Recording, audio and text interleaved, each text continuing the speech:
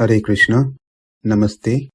Chapter 16 is entitled as Daivasura Sampat Vibhaga Yoga, the yoga of the divine and demonic nature.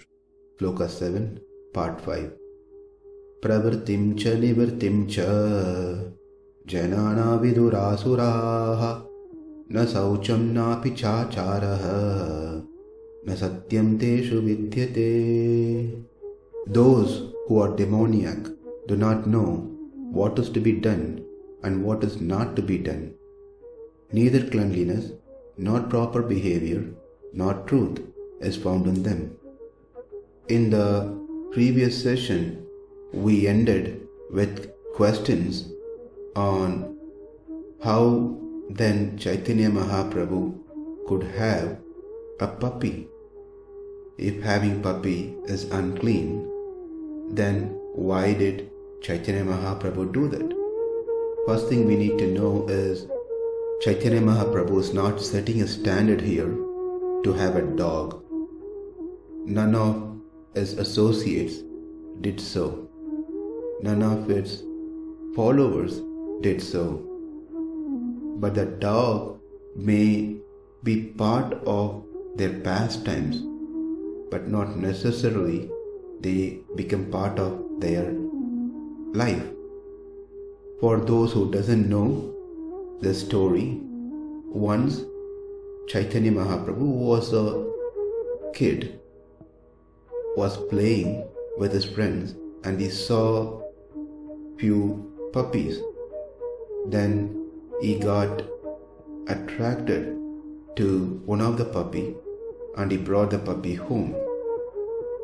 That is to show his compassion even to the lowest natured animal like dog.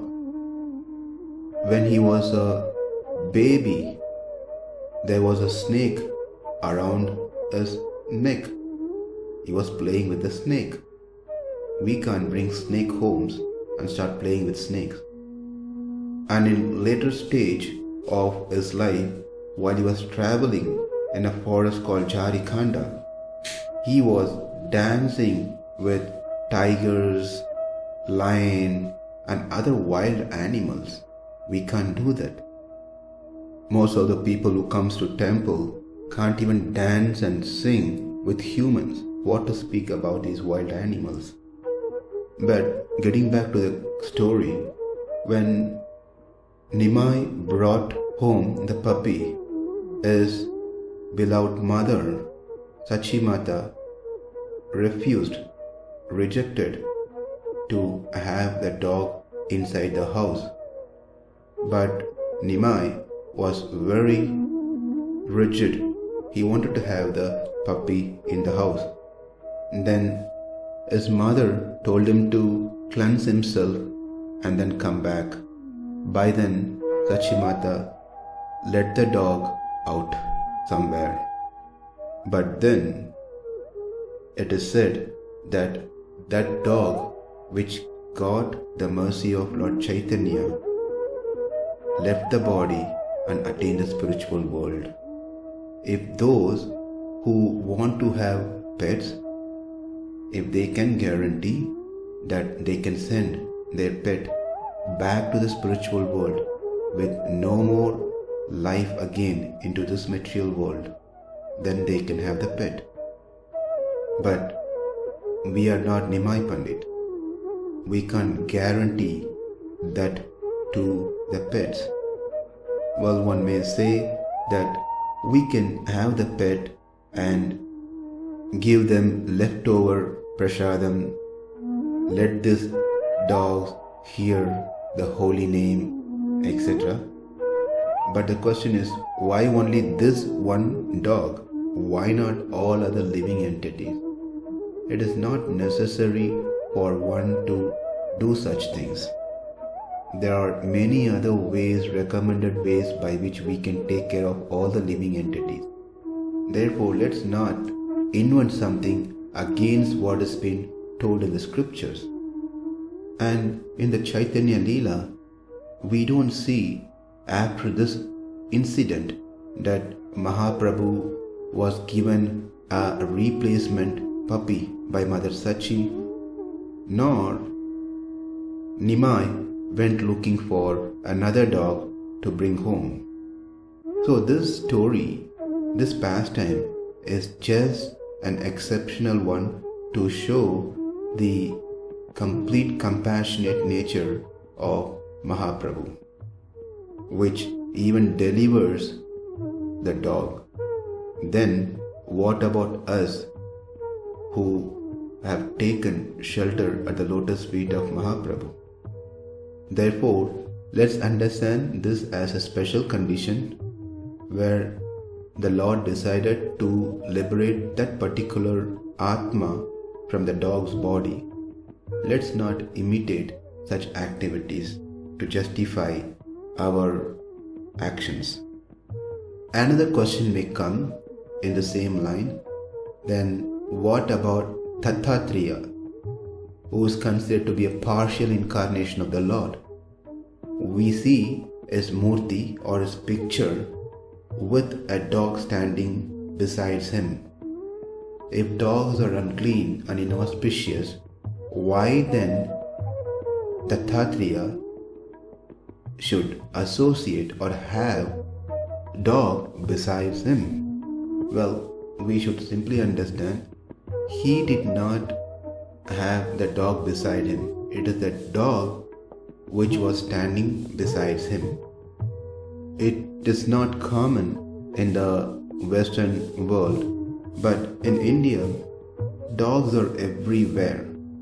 Say, while I'm walking, someone takes a picture of mine and I have a dog next to me in that picture. Not that I went looking for a dog to take a picture.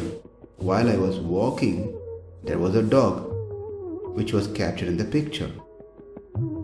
Similarly, in the picture that we saw, Dattatreya not only has dog beside, but there are few other animals as well. In the 5th chapter, 18th verse, we learned Vidya Vinaya Sampanne Brahmane Gavihastini Sunichaiva Swapakeja Panditah Samadarshanaha.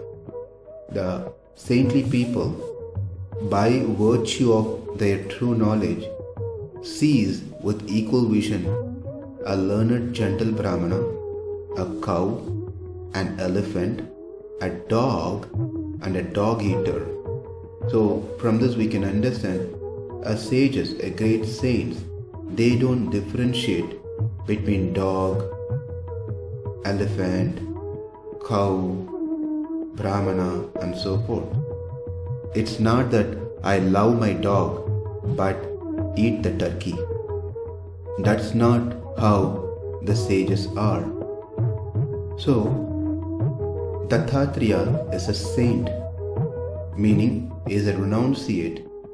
Sannyasi, nyasa means to give up. Sam means completely.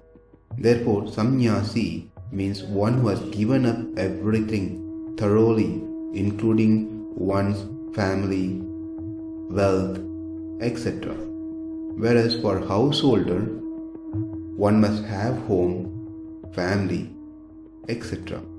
so that they can perform Vedic rites on a daily and occasional basis. Therefore, for them to perform Nitya Naimitika Karma, having dogs at home, Griha, is not at all allowed, because then puja, homa, all the Nitya Naimitika Karma cannot be performed. Say for example, if the Shraddha items, the food item, is being disposed and then if it eaten by cow, that is good. But instead, if we see a dog eats the food, then it's completely inauspicious, and the rule is that then one must redo the entire Shraddha ceremony. So, Dattatreya, being a saintly person, a renunciate, doesn't have those rules of grahastha ashram, the householders. That doesn't mean he had a pet either. It is just that he was treating every animal equally. Being a saint, renunciate, he was not engaged in rituals like that of grahasthas, but fully focused only in tapas, austerities. Therefore, having such domestic animals or wild animals around him makes no difference to him. His meditation, his dhyana is not disturbed.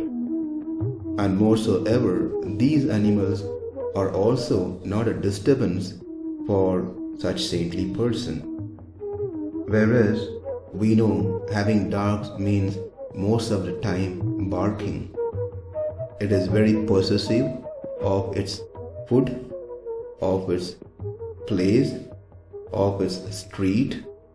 It chases away people if they are not in its favorite list. Those who pat him, those who feed him, those who take care of him, those who shower love to him are his favorite. Otherwise, even a common man are its enemy. So, Dattatreya did not have dog, but it was dog and other animals who were around him because of his saintly nature. The next question is, what about King Yudhishthira, the eldest brother among Pancha Pandavas? The story is that King Yudhishthira retired from his kingdom along with his 4 brothers and his wife Draupadi, left to Himalayas. On their way, a street dog joined him. So it was total of 6 of them who were walking towards the Himalayas. During that time, one after another left their body. Finally, it was just Yudhishthira and the dog was present. That time, a chariot from heaven came to take King Yudhishthira, but King Yudhishthira refused to board the chariot if the dog is not allowed to come with him.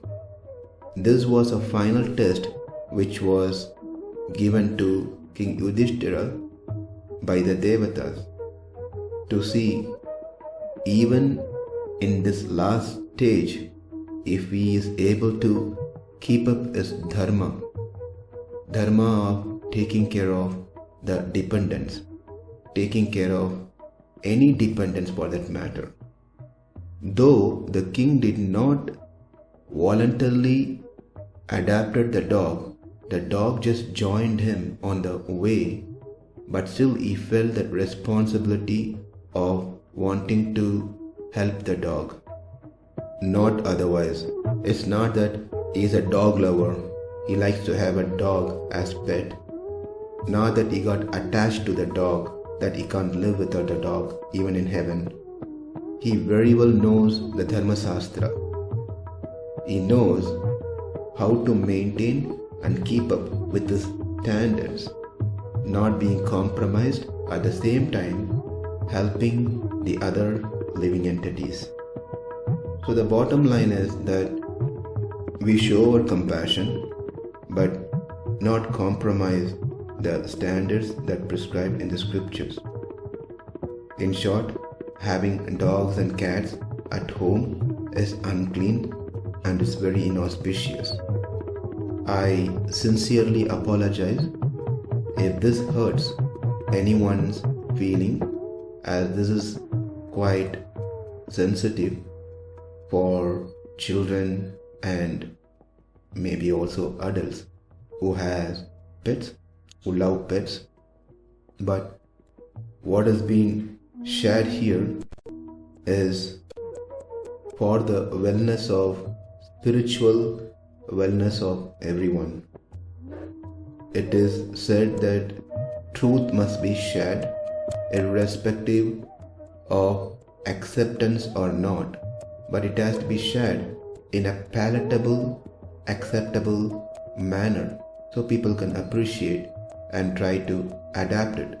But unfortunately, due to my inability to communicate in a palatable manner, I sincerely seek for forgiveness in this case, as the intention is not to hurt anyone but to bring the awareness of what to do and what not to do.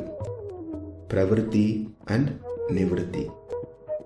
In the next session, we will conclude with rest of the behavioral aspect of āsurāḥs. Namaste. Hare Krishna.